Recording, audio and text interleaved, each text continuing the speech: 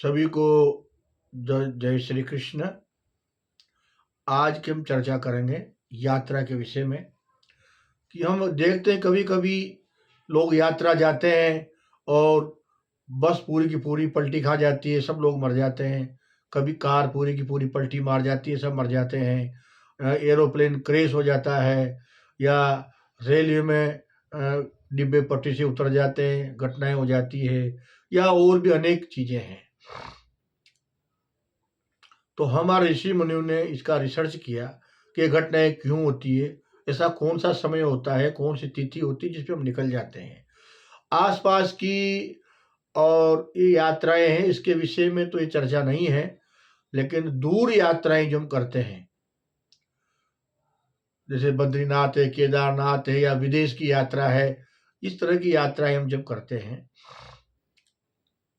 और धन उपार्जन के लिए जाते हैं कि हम धन कमा के लाएंगे या अमुक कार्य के लिए जाएंगे, हमारा कार्य सिद्ध होगा कि नहीं होगा। तो शास्त्रों में लिखा कि आप इन इन तिथियों में अगर जाएंगे तो आप जो सोच के जा रहे हैं वो आपका सपना पूरा नहीं होगा, आपकी धन संपदा आपके पास नहीं रहेगी और है जो भी चली जाएगी। तो कौन कौन सी तिथियां आपको छोड़ना चाहिए यात्रा में? षष्ठी यानी कि छठ, षष्ठी, अष्टमी, द्वादशी और चतुर्थी और नौमी और चतुर्दशी, अमावस्या, पूर्णिमा और शुक्ल पक्ष की प्रतिपदा, ये तिथियां अवश्य ही त्याग देनी चाहिए।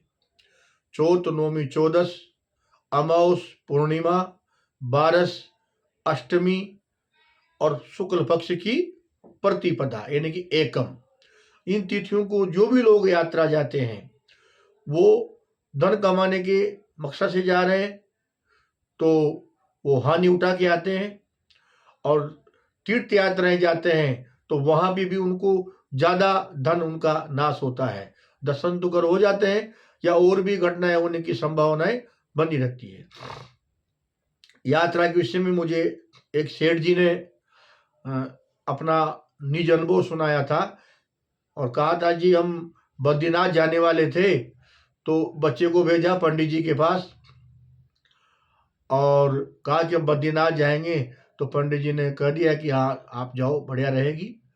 फिर उन्होंने गौर करके देखा होगा उस विषय को कि हमने गलत तो नहीं देख लिया, और फिर उन्होंने मूर्त देख करके और उन्होंने अपना बच्चा सेठ जी के यहाँ भेजा और कहा कि साहब, उन्होंने कहा है पंडित जी ने कि आप इस साल यात्रा न जाए, वही ठीक रहेगा। ये घटना है बूंदी जिले में हिंडोली कस्बा है एक, वहाँ के सेठ जी ने मुझे अपना निज अनुभव सुनाया था।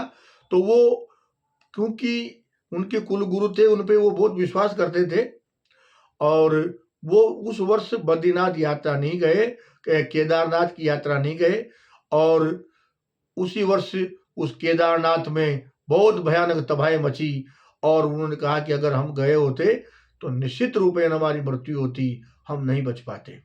तो ये यात्राओं के मूर्त का जो हम देखते हैं समय कैसा, हालांकि केवल हमने तिथि के बारे में चर्चा की है, इसके अलावा दिशाशूल का अलग विषय है कि सोम शनेश्वर पूर्व वासो, दक्षिण एगलो, गुरु निवासो, सोमवार शनिवार को पूर्व में, ये तिथियां तो है ही सही, लेकिन सोमवार शनिवार है तो पूर्व में नहीं जाना है, गुरुवार को दक्षिण में नहीं जाना है, मंगल बुध को उत्तर में नहीं जाना है, तो इसी प्रकार से शुक्र और रवि को पश्चिम में नहीं जाना है। तो ये दिशाशूल का अलग विषय है, राहु काल अलग है, सन्मुख चंद्रमा अलग है। आप यात्रा जा रहे हो और आपके सन्मुख अगर चंद्रमा है तो वो विशेष लाभकारी होता है। सन्मुख लेवे चंद्रमा तो लावे लक्ष्मी लूट। अगर आपके सामने उस दिन चंद्रमा है तो वो जो धन कमाने जा रहा है निश्चित अथाह धन कमा करके लाएगा।